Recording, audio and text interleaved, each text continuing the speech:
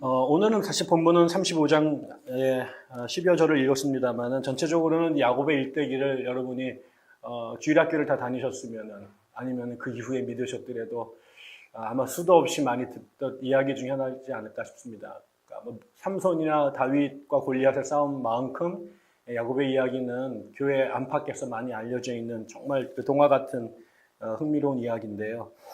오늘 우리가 야곱을 인생을 보니까 저는 개인적으로 야곱을 참 좋아하는데, 야곱이 우리의 모습을 가장 정직하게 드러내 보이는 또 하나의 거울이기도 하고, 또 그런 의미에서 그런 야곱의 삶을 이렇게 가감없이 담고 있는 성경이 참 귀한 책이라는 생각들을 하게 됩니다.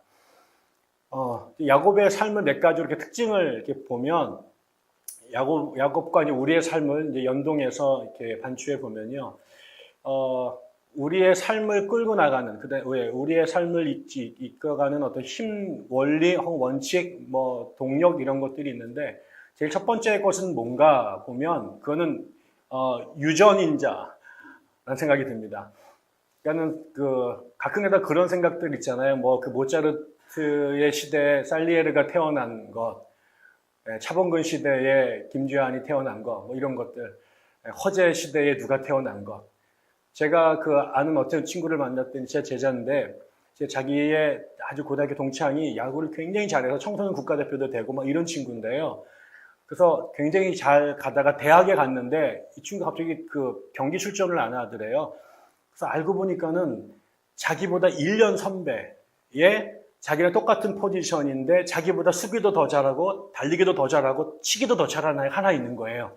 그러니까 얘도 잘하는데 전체로 보면 자기 팀 중에서 자기도 되게 잘하는 애인데 자기 포지션에 자기 주전공에 자기보다 월등하게 잘하는 이런 게 다 있어 싶은 애가 선배가 1년이 있는 거죠. 얘가 계속 출전을 하니까 이 사람이 출전 기회가 없어서 자기도 상비군까지 하고 대학에 스카우트 해가지고 갔는데 한 번도 출전 기회가 없는 거예요. 얘가 좀 다치거나 아니면 죽거나 이렇게 해야지 좀 이렇게 들어갈 텐데 이거 죽지도 않고 다치지도 않아요. 그래서 얘가 2년 만에 버티다가 운동을 그만둬버린 거예요. 그래서 막아가지고 근데 그 놈이 누구야? 그랬더니 아니 이름이 이용규래나 뭐래나 이러더라는 거죠. 그래서 그 시대에 이용규 대학 밑에 후배로 들어가는 바람에 이용규는 지금까지 해먹고 있잖아요. 그러니까 이게 자기가 못하는 게 아닌데 자기보다 너무 잘하는 애가 있어요. 타고난 걸 어떻게 하겠어요? 그게 이제 저는 이 야곱이라고 하는 사람도 그런 것 같습니다. 야곱이 태어났는데 야곱의 일생을 쭉 보면 우리가 다 아는 것처럼 되게 야심 있고 아주 똑똑하고 치밀하고 되게 성실해요. 그런데 그게 왜 그런가 봤더니 그게 교육에 의한 게 아니라 날 때부터 그렇게 생겨먹고 태어난 거예요. 여기 보면 야곱이 쌍둥이로 태어나잖아요. 근데 아버지하고 어머니 밑에 태어났는데 나중에 아버지는 큰아들을 좋아하고 어머니는 둘째를 좋아했어요. 근데 가만히 보니까 이 큰아들은 약간 마초적인 기질이 있고 굉장히 근육질에 용감하고 터프하고 사냥 좋아하고, 그런데 야곱은 정반대로 내성적이고 그다음에 지성적이고 또 어머니한테 되게 잔정이 있고, 그러니까 엄마가 되게 좋아하죠. 근데 가만히 보니까 이 엄마 리브가도 굉장히 세밀한 사람이에요. 나중에 그 아들을 데리고 사고를 치는 걸 가만히 보면 보통 머리가 좋은 사람이 아니에요. 그런데 이거는 나쁜 쪽인데 그 리브가가 이삭과 결혼할 때 아브라함이 자기 종을 보내잖아요. 근데 그 종을 만나서 종이 수많은 사람들에서 근데 이 여자를 우리 대가 주인님의 며느리를 삼아야겠다고 생각할 때 리브가가 보여주는 손님을 대접하는 모습을 보면 굉장히 차분하고 배려가 있는 사람이죠. 그러니까 굉장히 그냥 막 하는 사람들이 아니라 몸종에게 마실 물을 주고 그다음에 양떼들 돌보고 이런 과정들을 보면 굉장히 세심한 사람이에요. 그러니까는 이삭은 아버지를 닮았고요. 야곱은 엄마의 기질을 타고난 것 같아요. 근데 이게 태어날 때 그렇게 돼버렸어요. 그러니까 자라다 보니까 친밀하게 엄마는 야곱과 가까워지고 에서는 아버지랑 가까워지게 된 거죠. 그 다음에 그리고 나서 일생을 살아가는 걸 보면 계속해서 평생 동안 잔머리 대왕으로 자기의 생물 자기가 디자인하고 설정한 목적을 이루어가는데 굉장히 치밀해요. 이게 어디서 배웠다라는 얘기가 아니라 태어날 때부터 그렇게 되었어요. 그러니까 우리도 삶을 살다 보면은 많은 경우에 아까처럼 그 이용규 밑에 같이 들어갔던 그 불쌍한 후배처럼 내 주변에 같은 영역에서 같이 똑같이 얼마나 운동을 열심히 했겠어요. 그게 뭐 게으르거나 이런 게 아닙니다. 선생을 잘못 만난 게 아니라 똑같이 훈련하고 똑같이 했는데 타고난 재능이 달라요. 제가 미국에 갔더니 우리 교회 성가대 지휘자님이 맨하튼 음대에서 성악을 전공한 한양대 출신의 성악가예요. 굉장히 잘해요. 그래서 우리는 그런 분을 우리 그 성가대 지휘자로 모셔가지고 와 이러는데 이분이 그 인생이 잘 안 풀렸어요. 세탁소 하시고 그랬는데 근데 자기가 그런 거예요. 자기는 그 성악가가 되고 싶어서 너무나 열심히 했는데 자기의 성악가의 한양대 성악가 어느 후배가 하나 동기인가 누가 들어왔는데 아니 동기가 아니라 그냥 한양대 성악가 아니라 같이 이제 그 활동을 같이 하는데 저쪽 서울대학교에서 온 어떤 녀석이 있는데 이게 뭐 자기는 어마어마한 노력을 해가 여기까지 왔는데 얘는 레슨도 얼마 안 받았는데 딱 보니까 이게 목의 톤이 다르다는 거예요. 그래서 그냥 냈는데 이게 무슨 뭐 이런 걸 안 하고 배운 것도 아닌데 그냥 냈는데 이게 막 천둥번개 소리가 나더래. 그게 누구냐? 고성현이다라는 거예요. 이게 그래가지고 자기가 평생 열등감에 고성현에. 근데 자기는 아무리 연습을 많이 해도 고성현의 성량이 10분의 1도 안 된다. 그런데 더운 거는 고성현이 유명하지만 고성현이 형은 더 잘해 이렇게 얘기하는 거예요. 그러니까 이거는 그 집안이 이 울림통이 그렇게 갖고 태어난 거죠. 이것이 우리의 삶의 결정을 많이 합니다. 그래서 우리의 삶도 태어날 때부터 지성적인 것이 강하신 분, 감성적이 강하신 분, 몸 쓰는 게 되게 능하신 분, 또 정반대로 징글징글하게 몸 쓰는 거에 못 하시는 분, 앉아서 책 읽는 거는 죽는 것보다 싫은 사람들, 어떤 사람은 도대체 아무리 감동을 하는 영화를 봐도 눈물 하나 안 나는 이런 사람들이 결정되어 있습니다. 우리가 이거를 한국식으로 말하면 팔자고 과학적으로 말하면 유전인데 이게 우리 삶에 굉장히 중요한 영향을 끼칩니다. 이거를 절대로 무시할 수가 없어요. 근데 야곱도 그렇게 일단 운명이 그러면 상당 부분 결정이 되어 있는 요소가 분명히 있었습니다. 또 야곱의 두 번째 특징을 보면 태어났는데 약간 억울해요, 삶이. 그러니까는 좋은 집에서 태어났어요. 아브라함을 할아버지로 두고 아버지가 이삭이에요. 그다음에 족장이에요. 우리식으로 말하면 정말 로얄 패밀리죠. 굉장한 집안에 태어났어요. 근데 형하고 태어났는데 쌍둥이인데 간발의 차이로 장자를 놓쳤어요. 그러니까 아무것도 없는 게 아니라 이미 굉장히 좋은 걸 많이 갖고 있는데 어떻게 하다 보니까는 가장 결정적인 것 하나를 놓친 거죠. 근데 이게 성취할 수 없는 저 멀리 있는 게 아니라 내가 손만 닿으면 뻗치면 닿을 곳에 있는 뭔데 내 의지와 상관없이 그렇게 결정이 된 거죠. 내가 조금만 노력하면 이거 판을 뒤집을 것 같은 이런 생각들이 되는 거죠. 우리가 이제 삶의 목표를 만들어가면 꿈이 없는 얘기를 하지 않아요. 제가 내가 같은 배시지만 배용준 같이 되고 싶다. 이건 불가능한 일이죠. 배일집이나 아니면 배삼룡 쪽에 가까울 수도 있을 것 같아요. 내가 노래를 잘하는데 내가 조금 더 노래를 잘하고 싶은 욕심을 갖지 내가 운동을 더 잘해서 박지성 같이 되겠다 이런 꿈을 꾸지는 않아요. 내 분야에서 나는 신학을 하는 사람이니까 내 경쟁자들 혹은 나의 라이벌들은 내 옆에 있어. 이 사람들보다 조금 잘하고 싶지 내가 갑자기 돈을 많이 벌어가지고 기업을 세우겠다 이런 생각을 하지는 않아요. 근데 이게 우리를 되게 자극하는 동인이 됩니다. 이게 없으면은 그냥 살 텐데 나랑 굉장히 비슷한데 나보다 조금 잘해. 그런데 걔가 나보다 원래 우월하기 때문에 그런 게 아니라 얘는 어떻게 재수가 좋아서 나보다 먼저 엄마 바깥으로 나온 것 뿐이야. 내가 보니까는 따라잡을 수 있을 것 같아. 이게 우리를 자극해요. 그래서 조금 더 앞으로 갔으면 좋겠다. 조금만 노력하면 내가 이길 수 있겠다. 우리도 그렇지 않습니까? 우리가 애들을 보면서 끊임없이 자식들을 키우면서 이렇게 막 경쟁하잖아요. 김창옥 교수가 강의한 걸 보니까 우리나라는 아무리 성적을 좋은 걸 가져도 엄마한테 성적을 칭찬을 못 받는다는 거예요. 100개 중에서 99개를 맞았어요. 그러면 이제 박수 치는 게 아니라 한 대 딱 치면서 하나만 더 맞지 이렇게 된다는 거죠. 그 다음에 100개를 맞고 오면 잘했어가 아니라 계속 잘해. 이렇게 하면서 이제 애는 계속해서 이제 그게 한다는 거예요. 근데 그게 이제 왜 목표가 이렇게 눈에 보이니까 조금만 더 하면 그거 될 것 같으니까 그런 생각들을 갖게 되죠. 예. 어제도 우리가 이렇게 나눔하면서 이제 이주사님께서 걔들 다니시던 교회 목사님 얘기를 해주셨는데, 보니까 자기도 열심히 했는데 자기 옆에 있는 교회가 우리 교회보다 조금 앞서 나가는 거예요. 그러니까 우리가 조금만 더 밀면은 이 교회 따라갈 것 같거든요.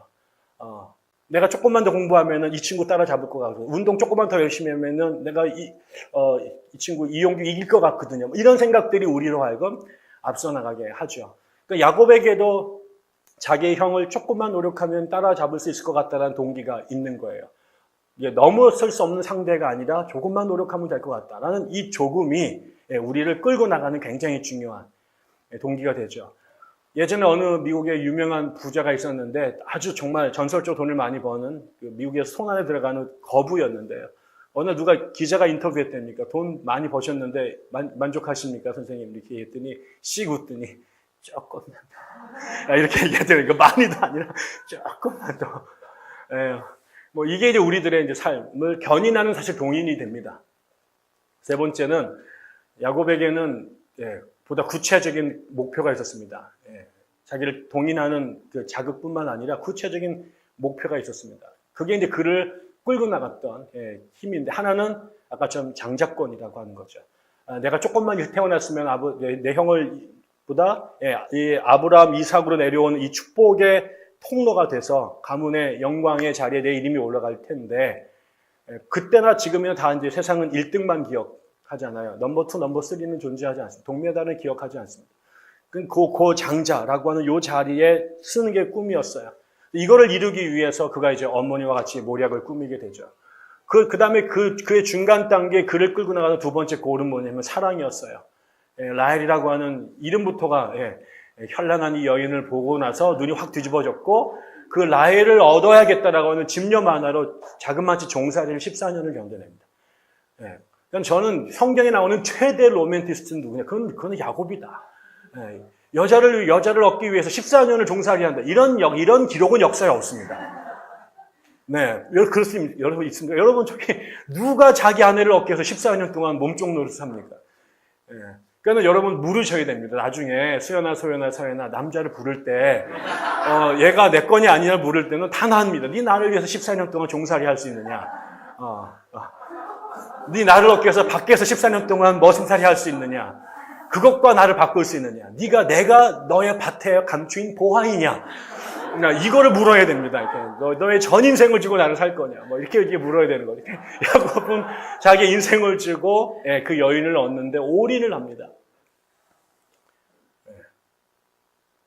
그러니까 첫 번째는 그 돈이었고, 거기 장자권이었고, 두 번째는 여자였습니다. 사랑이었습니다. 세 번째는 돈이었습니다.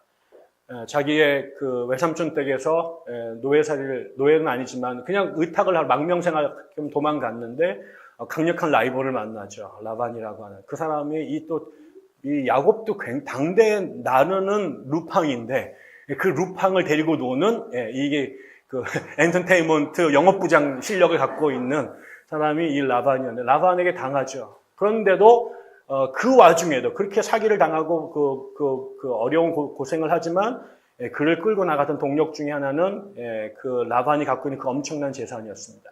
그것을 내가 가져야겠다라는 생각을 하고, 정말 한 번도 상상한 적이 없었던 그 이상한 나무를 물에 타가지고 그 양의 색깔을, 유전자를 조작해내는 이런 일들을 해내면서 자기의 재산을, 삼촌 거를 다 거의 거덜내가지고 도망을 가죠. 그러니까 결국은 이 사람이 가졌던 꿈, 집안에서의 이 장자권, 축복의 하나님께서 주시는 영적인 축복권, 두 번째로 20대 청년 때 그의 가슴을 불태웠던 여인을 얻기 위한 그의 열정, 마지막에는 이제 30이 넘어가면서 40이 가장이 돼가면서 경제적으로 안정돼야 된다는 생각이 삼촌의 재산을 자기의 걸로 옮겨놓는 이 물질에 대한 야망, 이런 것들이 사실은 이 야곱의 일생을 끌고 가던 것입니다.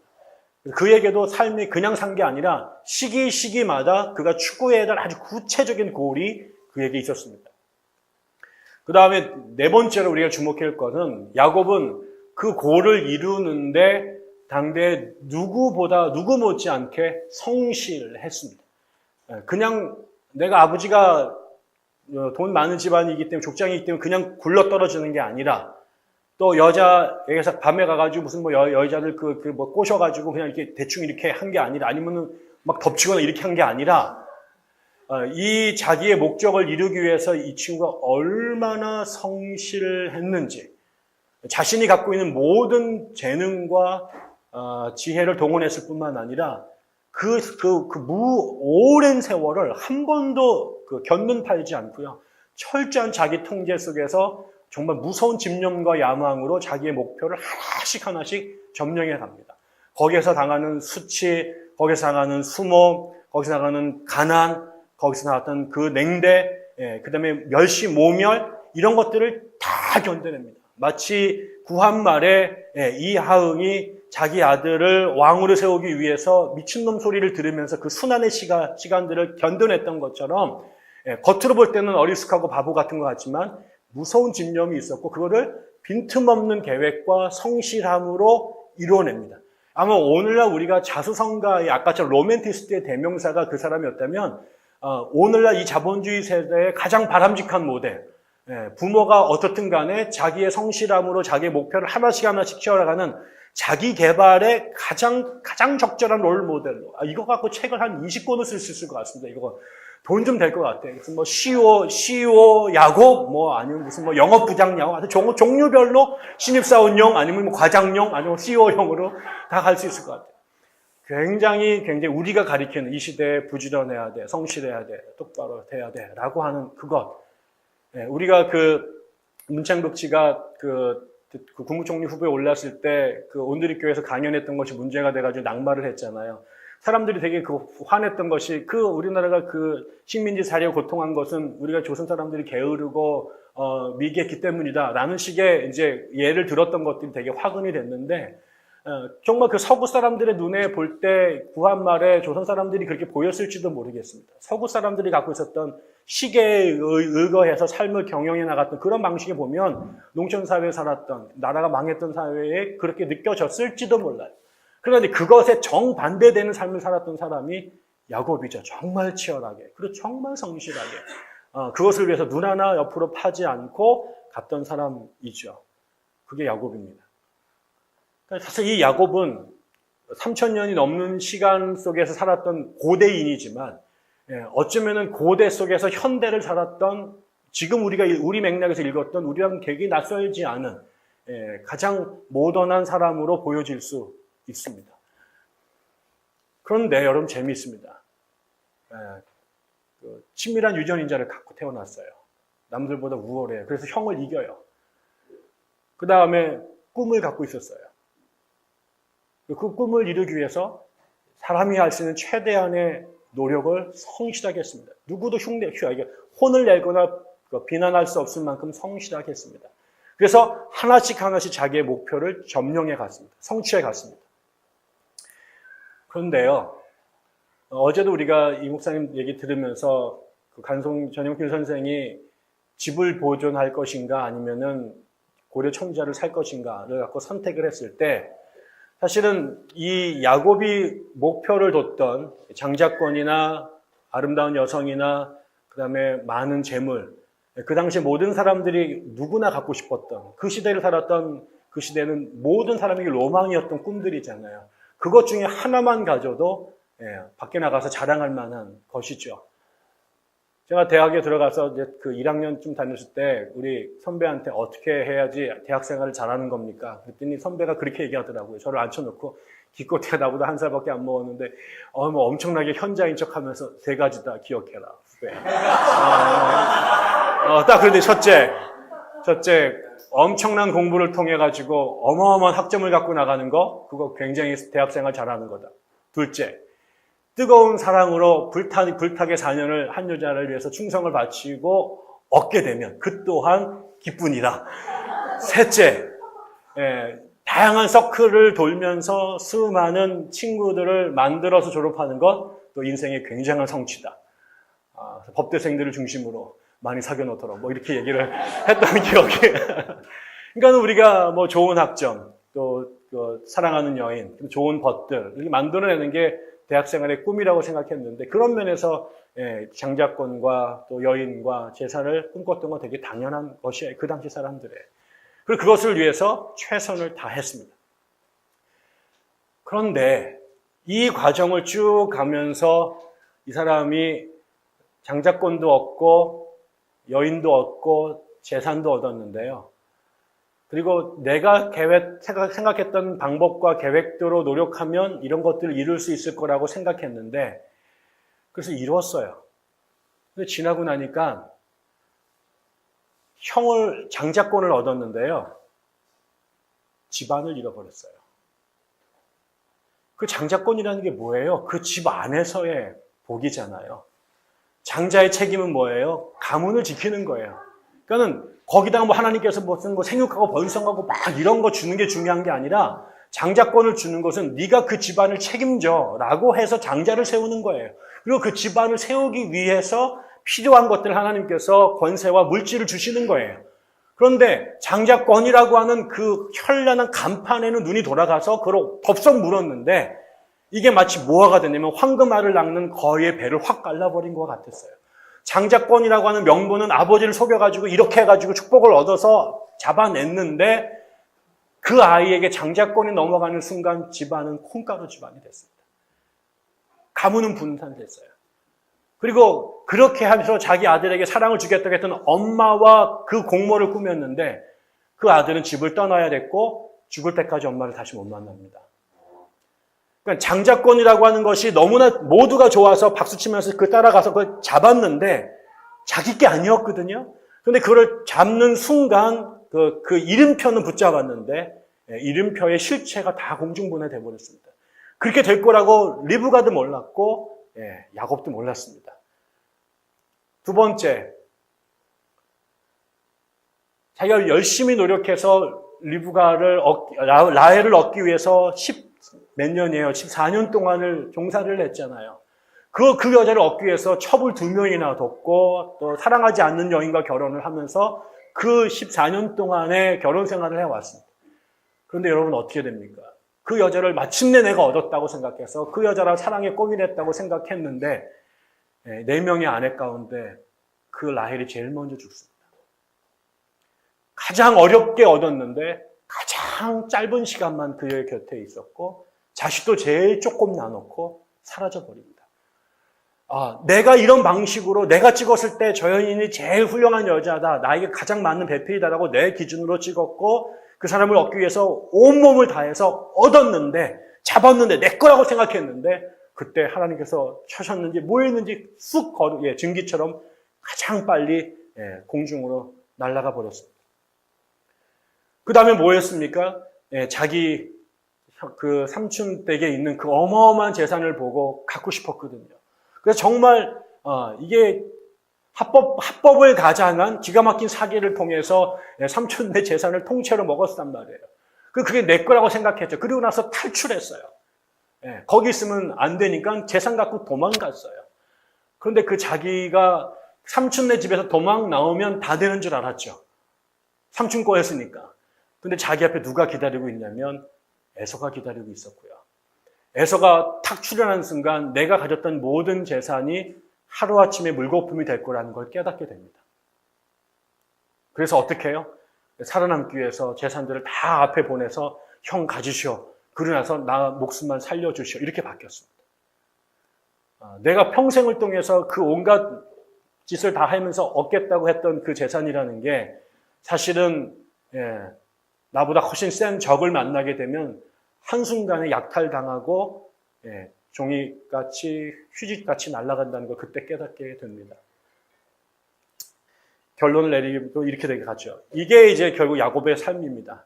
우리가 가졌던 자신의 타고난 재능, 그다음에 좋은 환경, 그다음에 자기가 태어난 재능에 의해서 사람이 모두가 갖고 싶었던 꿈들을 이루기 위해서 최선을 다해서 노력을 했는데 그 정말 남들이 볼 땐 다 성취했습니다. 정말 박수 보내고 이코노미지 표지 모델에 나올 만하고요. 이게 JTBC 손석희 앞에 앉을 만한 그런 사람의 성취 모델이죠. 그런데 그가 성취했던 그 모든 것들이 다 사실은 수증기와 같은 것이었습니다. 잡았다고 생각하는 그 순간 다 자기 손에서 빠져나가는 것들을 하나씩 하나씩 다 경험을 하게 되죠. 그런데 여러분, 이 기간 동안에 재미있는 게 있어요. 이 집안이 어느 집안이냐면요, 아브라함의 집안이에요. 밖에 지나가면서 다 알 거 아니에요. 제가 누구네 자손이라는 거. 자기 소개할 때 다 조상으로 소개하잖아요. 너 누구야? 그럼 나 아브라함의 손자요, 이삭의 아들이요. 지나간 사람이 다 압니다. 그 집 앞에 그런 간판이 있습니다. 다 알아요. 모태신앙으로 태어났습니다. 할아버지가 아브라함이고 아버지가 이삭입니다. 그 가문에서 자랐어요. 밖에서 볼 때는 와 이러죠. 그런데 여러분, 모세가 이 집 떠날 때까지 여러분 성경을 가만히 읽어보면요, 이 야곱이 태어나가지고 집을 떠날 때까지 그와 관련해서 하나님의 이야기가 단 한 번도 안 나옵니다. 아브라함이라고 하는 집안은 있고 이삭의 자손이라고 하는 기록은 있는데 야곱이 집안에서 하나님을 경배했다라고 하는 내용이 단 하나도 안 나옵니다. 그 사고치고 도망가죠. 절체절명의 위기에 처하죠. 어떻게 합니까? 베델에서 하나님 만나죠. 그래가지고 거기서 그가 처음으로 하나님의 이름을 부르고 제사를 지냅니다. 그리고 엄청난 약속을 받죠. 그 다음에 하나님은 한 번도 안 나타납니다. 야곱의 삶에. 그 다음에 우리가 읽은 것처럼 다 죽게 돼가지고 하나님과 씨름하고 나는 그 자리에, 이 야복강가에 왔을 때 다시 하나님의 이름이 나타납니다. 그러니까 야곱이 인간적으로 성공했던 그 모든 시간들 속에 야곱이 주인공입니다. 그 스토리의 주인공이 야곱입니다. 그래서 야곱이 계속 클로즈업이 되고 야곱의 영웅적인 상름이 드러납니다.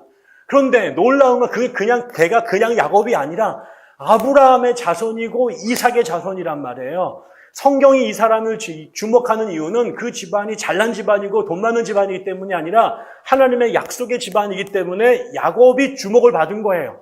그런데 우리에게 놀라운 것은요, 그런 엄청난 신앙의 유산을 갖고 태어난 그런 집안이라면 이게 당연히 아브라함의 영성이, 그 다음에 야곱의 영성이 이삭의 영성이 야곱에게도 갈 것 같잖아요. 그런데 엄마의 똑똑함은 물려받았어요. 엄마의 치밀함은 물려받았어요. 그런데 희한하게 그 피 속에 아브라함과 이삭의 이 믿음의 유전자가 들어가잖아요. 아무리 사방팔방에 하나님에 대한 역사책들이 쓰여져 있고 그 기록들이 할아버지를 통해서 아버지를 통해서 들려서 못이 박도록 들었을 거 아니에요. 얼마나 들었겠어요. 그런데 여러분, 되게 재미있는 것은요, 이 야곱이 그 이후에 산 삶 동안 하나님이 그의 삶 속에 드러나지 않아요. 인생의 제일 막장에 떨어졌을 그 두 번의 순간을 제외하고는 그가 성공의 가도를 가르는 모든 속에 그는 철저하게 하나님과 상관없이 살아요. 여기서 뭐가 중요하냐면요, 우리가 체육적 재능은 유전이 되고 음악적 재능은 유전이 되고 머리의 두뇌는 유전이 되는데 가문의 영성은 유전이 안 돼요. 내가 목사 집안에, 우리가 5대째 있는 집안에 태어나고 우리 할아버지가 교회를 6개를 개척했어. 우리 할머니가 성경 필사를 5개 국어로 했어. 이게 역사의 기록은 남는데 유전인자로 대물림되지 않아요. 모든 신앙은 내가 다시 시작해야 돼요. 판은 깔아주는데 그 판이 그를 하나님의 백성으로 만들지 않아요. 문화가 있었어요. 아버지에 대한 기록, 할아버지에 대한 기록, 그분들이 만났던 하나님에 대한 기억이 있어요. 그게 가문의 기독교적 전통이 있었을 거 아니에요. 사방팔방에 하나님하고 하나님과 관계 이런 얘기들 수도 없이 있었을 거 아니에요. 가족 예배 안 드렸을까요? 드렸겠지요. 성령 예배 안 드렸을까요? 했겠지요. 성경 말씀 몰랐을까요? 수도 없이 들었겠죠. 근데 그 문화가 그를 기독교인으로 만들지 못해요. 그래서 어떻게 해요? 아브라함이 처음 하나님을 만났던 것처럼, 야곱이 하나님과 처음 다시 이삭이 그랬던 것처럼 야곱도 온몸으로 하나님을 처음부터 다시 경험해. 그런데 중요한 거는 아브라함이 그럴 의도가 있었던 게 아니라 아브라함을 찾아오셨던 그 하나님이, 그다음에 이삭을 찾아오셨던 하나님이 야곱도 찾아오세요. 우리의 소망은 바로 거기에 있는 거죠. 우리 가문의 믿음의 가문이기 때문에 우리 자식이 신자가 되는 게 아니라 우리 가문이 기독교적 문화를 갖고 있기 때문에 그것이 내 자식을 하나님의 백성으로 만드는 게 아니라 내 할아버지를 찾아오셔서 우리 가문의 복음을 주셨던 그 하나님께서 나를 찾아오셨고 나를 찾아오셨는 그 하나님이 내 새끼들을 찾아오실 거다 라고 하는 이것. 우리 안에 고민이 많죠. 우리들은 대부분 잘 믿은 사람들이 여기 왔습니다. 그래서 큰 것들을 희생하고 이 작은 곳에 모여 있습니다. 그래서 여러분들의 신앙 하나하나는 진지하고 맹렬합니다. 그런데 문제는 우리의 맹렬함이, 우리의 치열함이 나의 자식들에게 유전되지 않아요. 내가 잘 믿었다고 내 자식이 잘 믿는다는 보장이 없어요.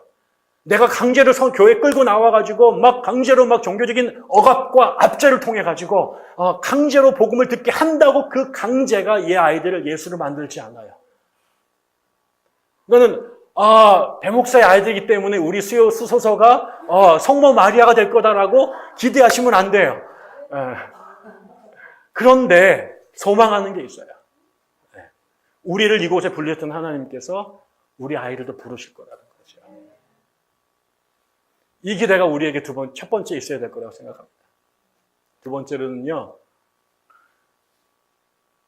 한 번도 삶에서 진 적이 없었던 그 사람, 자기의 삶을 세상에서 그렇게 이루었던 사람이 자기에게 하나님께서 찾아오시죠. 그러니까는 처음에는 이 하나님도 내가 세상의 방식대로 다루면 될 거라고 생각해서 그 하나님과 씨름을 하죠. 자기의 모든 테크닉을 다 동원해가지고 하나님을 이기겠다고 씨름합니다. 세상에 하나님과 붙었던 놈은 이 사람밖에 없습니다. 그런데 한 번도 살면서 실패해 본 적이 없었던, 누구에게도 져본 적이 없었던 이 사람이 하나님마저 이기겠다고 달려붙었다가 결국 삶의 처음으로 완판을 하게 되죠. 그의 허리에, 다리에 장애를 입으면서 그가 하나님 앞에 완전히 깨집니다. 한 번도 진 적이 없고 지면 안 된다고 생각했고 이기기 위해서 모든 방법을 동원했던 그가 아무리 해도 이길 수 없는 분이 계시다라는 것을 인생의 가장 위험한 순간에 경험하게 되죠. 그리고 패배를 승인합니다. 그랬더니 하나님께서 그 이름을 바꾸시죠. 졌는데 이겼다고 말합니다. 졌는다 이겼다고 말합니다. 그리고 그가 그토록 가지려고 했던 모든 재산들, 영광을 하나님께서 그때 축복으로 오늘 본문을 읽은 것처럼 허락해 주십니다. 축복은, 세상의 축복은 내가 쟁취하는 것입니다. 그래서 그걸 성공이라고 말합니다. 근데 하나님의 백성의 성공은 쟁취가 아니라 선물로 주어지는 것입니다. 내가 잘한 것에 대한 상급으로 주는 게 아니라 하나님 앞에서는 패배자이고 세상 사람들 눈에는 패배자예요.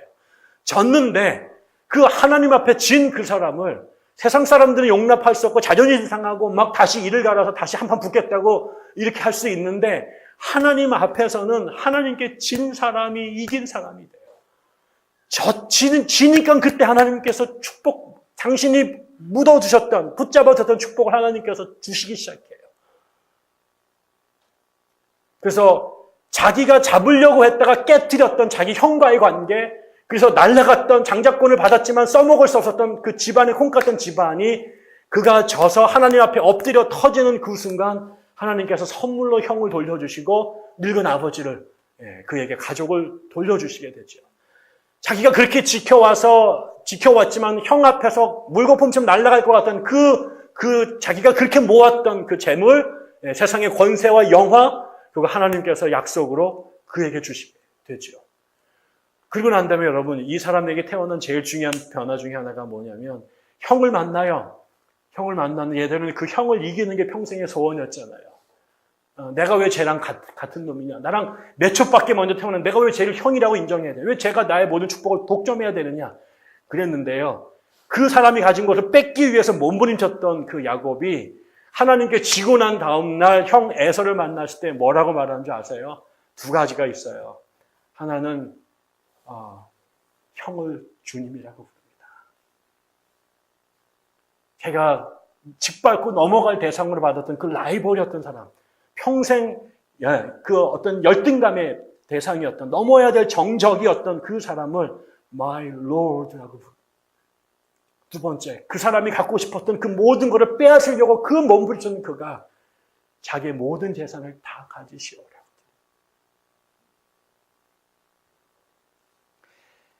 그러고 난 다음에 그가 잃어버렸던 그 세월이 하루아침에 복원이 되고 가족이 회복이 되고 재산도 갖게 되고, 그렇지만 그 삶을 바라보는 그의 눈과 태도가 완전히 바뀌잖아요.